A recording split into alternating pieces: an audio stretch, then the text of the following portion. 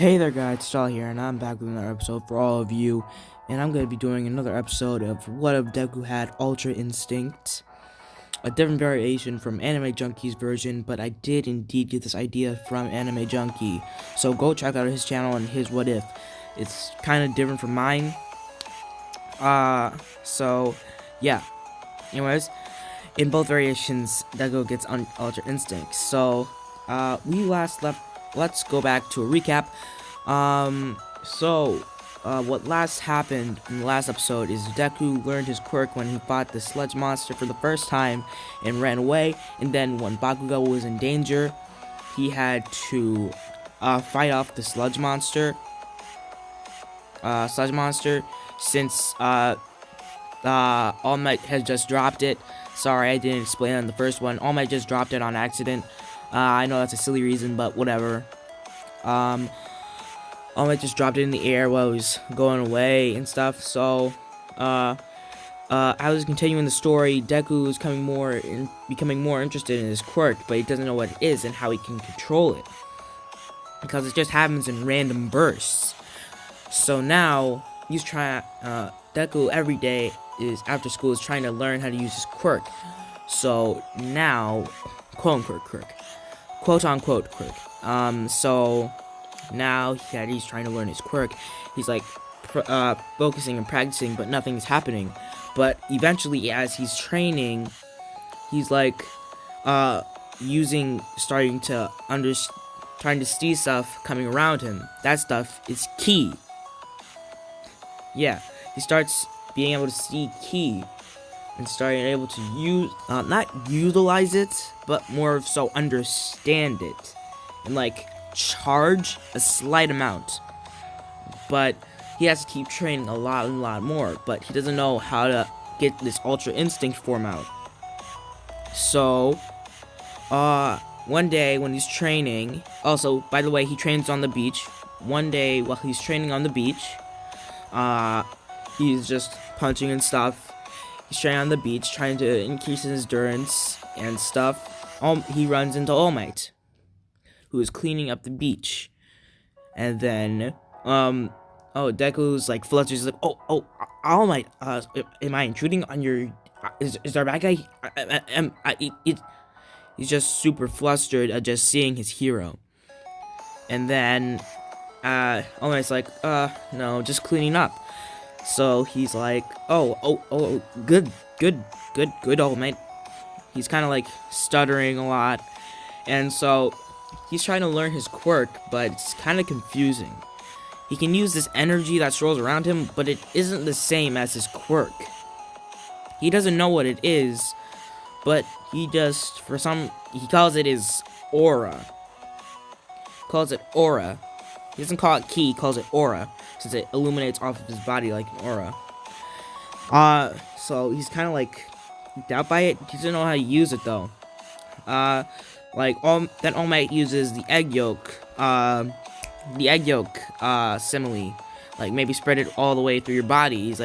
He doesn't understand that at first, but more and more as he goes through it. Also, this is during the time where you enter into the exams. Sorry, needed to say that. Exams for hero exams. Sorry, needed to say that. Let's continue. Anyways, so he's like, eventually he gets it after a couple of days. He starts trying to, and then he finally pops into his mind, and then he's like, oh, so I should make it flow through my entire body.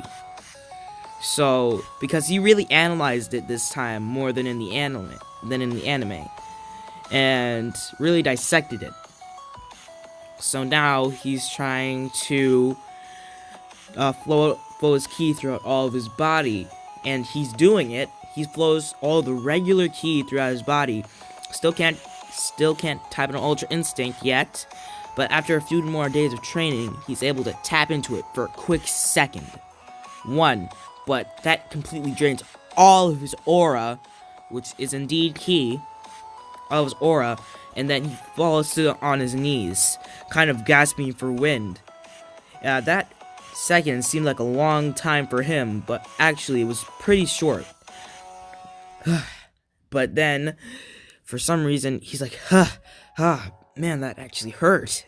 And it was really bad pain. Not like the excruciating pain Goku felt, but it was pretty bad. So he kept training and training until he could use more and more of this. Until he was up to the level that he could use 5 seconds of this. Which, in retrospect, and how fast Ultra Instinct is, that's really, really kind of generous, honestly, in how much it puts strain on your body. 30 seconds, he can go up to 30 seconds at most. 30 seconds, guys. That's a really long time in Ultra Instinct time. But that pushing his body past the brink, and he'd probably feel the same, torturous agony that Goku felt. He did this once, and then he never did it again, because he never needed to. So, that's during the time skip. So, Deku is now on his way to the place. He's actually grown more defined through his training of training his body and training his ki. So he's a little toned, not too toned, not as toned as he is in the anime, but just decently toned. But he's pretty amped up, and he's decently strong in his normal form. He's not like overpowered. I'd say he's like, I don't know, like he could probably lift a car with high difficulty in his base. So, you're like, oh, whoa, T'Challa, that's a lot of power, and that is a lot of power. But I feel as though he could do that with the amount of training he's done. So, anyways, let's keep going on with the story. So he gets there, he trips like normal, but instead of Gravity Girl picking him up, he flips up himself with his natural instincts instead of Ultra Instinct, because he's gotten so good at it. So now he's kind of like, whoa, didn't even notice I did that. And then he just walks away and doesn't really meet her. So then the exams start, and Deku is ready to like put on Ultra Instinct, and as soon as it goes off, boom, he's on Ultra Instinct, slashes through like all the robots at the entrance, like every single one. Nearly all the ones that are near the entrance are demolished without even anyone blinking yet. No one even blinked yet, and it just sirened. And Deku had to. So Deku does this in short increments of 30 seconds. After 30 seconds, he goes back into 5 more seconds. After 30 more seconds, 5 more seconds. Because if he doesn't do that, that will cause strain on his body. Since he knows this since he's done this throughout his training, and this is what happens. So he does 5 seconds of hardcore pumping up, beating the ever-living crap out of robots, then stands back, waits 30 seconds, takes a breather, and then he's right back to normal. Then goes back out and tries to kill some more robots. But as the 0 Point robot goes in, he's just depowered from his Ultra Instinct state, and is like cooling down. When he hears a scream, he instantly turns, sees the 0 Point robot, doesn't know if he can hit it hard enough, but he has to save her. So he runs up, turns into Ultra Instinct, and he can do it on command-ish now. He does not have Omen yet, but he has normal UI. So he's kind of like jumps up huge amount, since Ultra Instinct is a tremendous amount of power. So then he punches the robot so hard that it literally flies back nearly into the city, breaking through all the walls and barriers.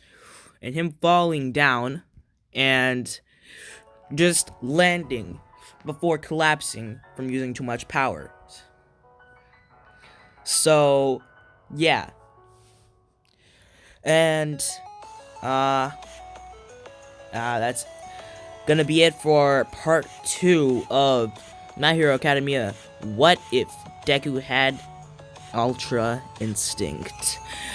Anyways, guys, thanks for watching, and bye! Bye, T-Nation. Bye!